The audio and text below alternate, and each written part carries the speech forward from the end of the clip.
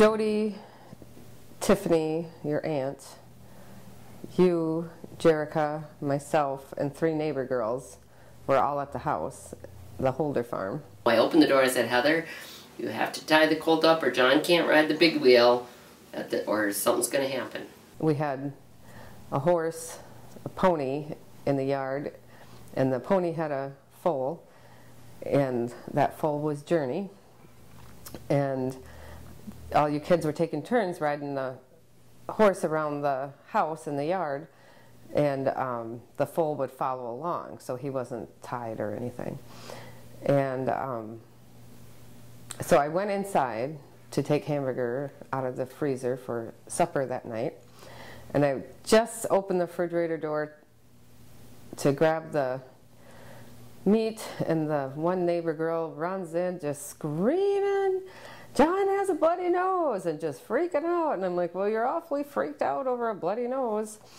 So I went outside, and you were standing there, and blood was pouring out of your face like you were pouring Kool-Aid out of a pitcher. It was just, oh, it was awful. And we were halfway to town, and Heather shows up with you in her lap, bloody rag holding you, and said that you got kicked in the face by the baby colt. And she held the rag away, and you could see the cartilage of your nose right there. It was awful. We didn't know. We were so scared. We thought the worst. And your mom had to sit there and hold you on her lap all the way to, I think, lacrosse, I think we had to go to. And with a towel on your face. And the whole time, you're comforting me and telling me it's going to be okay. And you could probably see the fear in my eyes, and you didn't like that. And so every time you were telling me it'll be okay and comforting me, that made me feel worse, because I'm thinking, you can cry, you can scream, it's okay. But you were pretty calm the whole time, I remember that.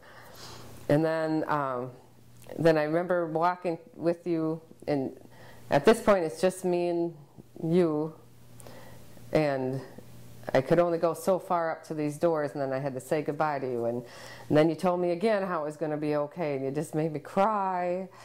And then you went into surgery, and you ended up having 2 metal plates with itty-bitty screws put in your nose. After the horse had kicked you, your nose was sliced right here, and your nose could move from one cheek to the other. That's how badly it was sliced. Oh, it was awful. I can still remember that. Ugh. So you went into surgery, and then I had to go to this little waiting area all by myself, and then finally Jody and Tiffany showed up, and I was wearing this sweatshirt that was just covered with blood, and that's when I really started crying, because finally I had somebody there with me to support me. You know, you had already had surgery by the time I got there, and stitches, and did they put metal plates in your face? Yeah. You were all black and blue, and then you came home the next day, I believe.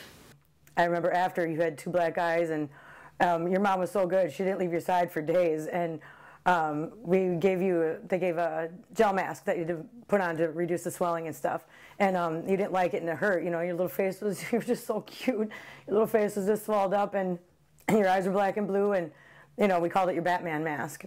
You would cry when I tried to put it on you, and then I felt so bad I would cry, and Jody would cry, and so I think the second night I just didn't make you wear it, and you woke up and you said, I was downstairs and you were upstairs, and you yelled, Mom? And I'm like, yeah, I'm not tired, but my eyes are still sleeping. And I was like, what? So I went up there, and your eyes were just swelled shut. You couldn't see a thing. And you would do this little thing where you open your eye. I was like, oh my God, it was so pathetic. I was like, you poor thing. After the interview, my mom took me down to ride the very horse that kicked me in the face so long ago. I still have no real desire to ride horses, but at least I have no fear.